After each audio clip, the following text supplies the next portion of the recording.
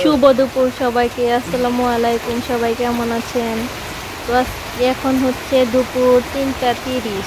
তো এখন বৃষ্টি শুরু হয়ে গেছে। তো বৃষ্টি দেখলে আর মাথা ঠিক থাকে না, কখন বৃষ্টিতে নামবো, পা ভিজাবো, সেটার দিকে খুব মন যায়। তো দেখাই যাচ্ছে তা আমাদের উঠোনে বেশ পানি জমে গেছে। তো বাসার কাজ করতেছি, তো সেই জন্য মানে মাটি ছিল এখানে। তো আশেপাশে অনেক জায়গায় যে দিকটা পানি যা পাইপের লাইন ওইগুলা বন্ধ হয়ে গেছে, যার জন্য পানি আটকে গেছে। আর বৃষ্টি হচ্ছিল, মুষলধারে বৃষ্টি, অনেক বৃষ্টি।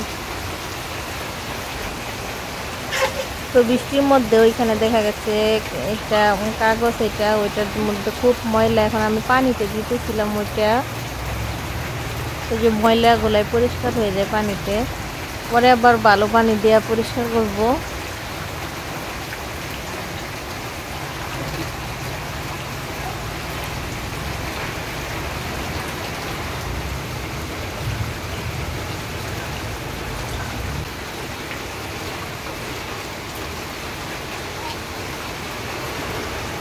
আমি যখন স্কুলে পড়তাম তখন দেখা গেছে বৃষ্টি হলে আমরা স্কুলে যখন আসতাম তখন অনেক সময় স্যারদেরকে না বলে পালিয়ে চলে আসতাম। তো পালিয়ে চলে আসতাম, সব অনেক মজা হইতো। চলে আসতাম যে ক্লাস হবে না, বৃষ্টি কমলে ছুটি দিবে, কিন্তু ছুটি দেওয়ার আগে আমরা পালিয়ে চলে আসতাম, কেন? বৃষ্টিতে ভিজবো বলে।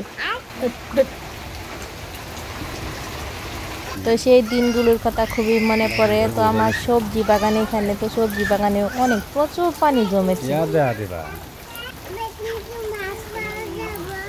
আমি ওইখানে যাচ্ছি যে ওইখানে জমছে, পাতা জমে গেছে, যার জন্য ওইখান দিয়ে পানিও যাইতে পারতেছে না। তো ওইখানে বেড়ার ফাঁক দিয়ে তো মেলাটি পরিষ্কার করে দিচ্ছিলাম যাতে পানি চলে যায়।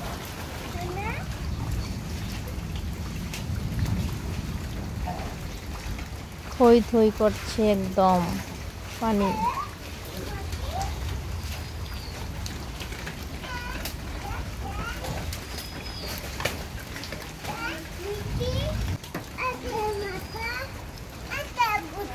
এখানে একটা পাথর কুচি গাছ, এইরকম সতেজ পাতাগুলো, এই বড় বড়, খুব ভালো লাগে দেখলে মনটা।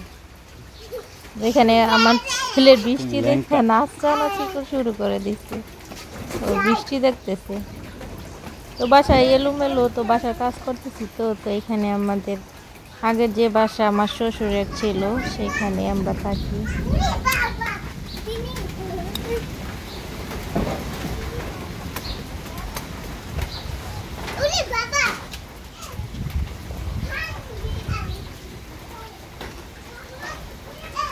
তো এখানে ময়লা জমেছে, তো এইখান দিয়ে আর একটু মানে ভালোভাবে পানি যাওয়ার জন্য কোদাল দিয়ে পরিষ্কার করে দিচ্ছিলাম ময়লাগুলো, যাতে পানি তাড়াতাড়ি চলে যায়।